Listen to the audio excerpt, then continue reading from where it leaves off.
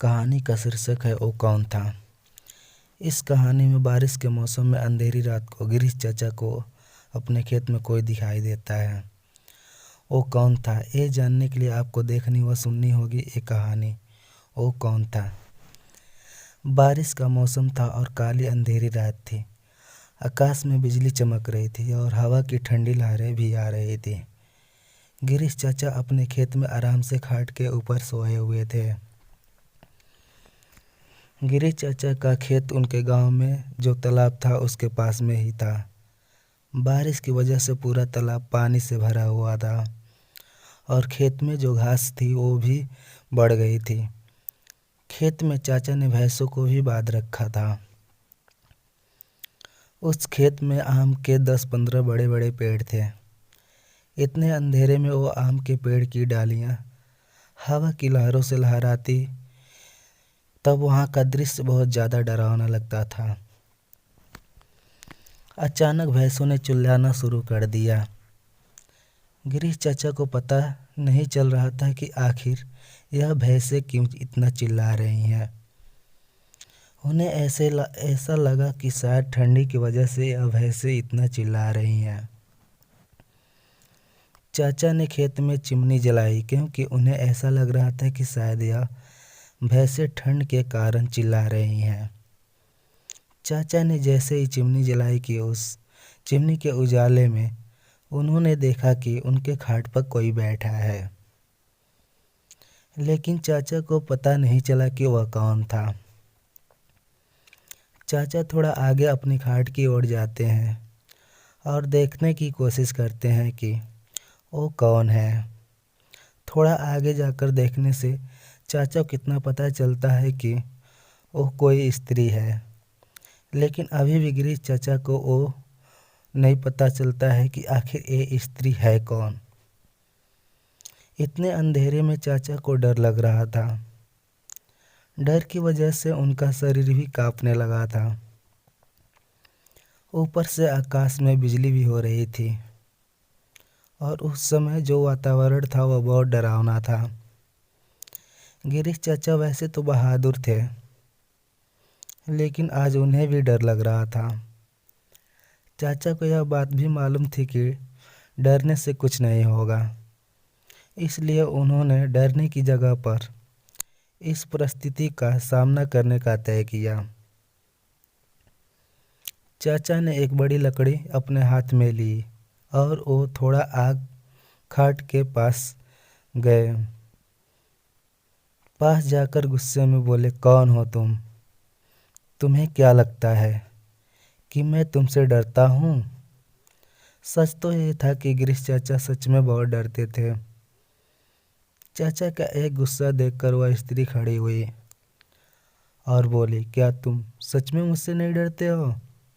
चाचा ने थोड़ी हिम्मत बताई और कहा कि यहाँ से चली जाओ, वरना तुम्हारे लिए अच्छा नहीं होगा। वो स्त्री बोली, अब तू मुझे मेरे ही घर से निकालेगा? यहाँ पर तो मैं कई वर्षों से रह रही हूँ, यहाँ तक कि मेरा बचपन भी यहीं गुजरा है। यह मेरा ही घर है। ये सुनते ही चाचा का डर और गुस्सा दोनों ही शांत हो जाता है। गिरीश चाचा को अब लग रहा था कि मेरे सामने जो औरत खड़ी है उन्हें मैं पहचानता हूँ। फिर भी चाचा सोच रहे थे कि आखिर ये है कौन। चाचा यह भी सोच रहे थे कि अगर मैं इसको जानता हूँ तो ये इस वक्त इतने भयानक रूप में क्यों है। अचानक चाचा को याद आ जाता है कि ये तो जया है। जया मेरी बड़ी बहन। बचपन में मैं और जया साथ में ही खेलते थे और साथ ही साथ खेत का भी काम किया करते थे। अब गिरीश चाचा को पूरी बात समझ में आ गई। यह जया के बचपन की बात है। जब जया 15 साल की थी तब वह इसी खेत में एक दिन कुछ बच्चों के साथ खेल रही थी और वो खेलते खेलते एक डाली से दूसरी डाली पर छलांग लगा रही थी।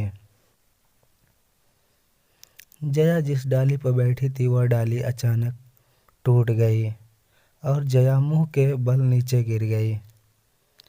ये सब देखकर बच्चों ने चिल्लाना शुरू कर दिया। बच्चों के चिल्लाने की आवाज़ से गांव से बड़े लोग वहां पर पहुंच गए और जया जो उठाकर अस्पताल ले गए थे, किंतु तब तक काफ़ी देर हो चुकी थी और जया की मौत हो चुकी थी। गिरीश चाचा को यह सारी बातें याद आ गई थी, लेकिन जब उन्होंने खाट पर देखा तब वहाँ कोई नहीं था। उनको पता चल गया कि यह पक्का जया की आत्मा ही है। दूसरे दिन उन्होंने ये सारी बातें गांव वालों को बताई। गांव के एक बड़े बुजुर्ग ने कहा कि जब जया की मौत हुई थी तब वह एक बच्ची थी और इसलिए हमने उसे बालक समझ के दफनाया था, लेकिन वास्तव में हमें उसका अंतिम संस्कार करने की ज़रूरत थी। हमने उसका अंतिम संस्कार नहीं किया है, इसलिए आज भी जया की आत्मा भटक रही है। हमें जया की आत्मा को मुक्ति देनी होगी। गांव के सभी लोग ने कहा, आपकी बात सही है, हमें जया की आत्मा को मुक्ति देनी होगी। गिरीश चचा ने तुरंत ही जया को जहां दफनाया गया था वहां से निकाला और चाचा ने जया के शव पर अग्नि संस्कार किया और उसकी आत्मा को शांति दिलाई। नोट: वो कौन था? ये कहानी केवल मनोरंजन के लिए है। इसके पीछे हमारा उद्देश्य किसी भी प्रकार के अंधश्रद्धा का प्रसार करने का नहीं है।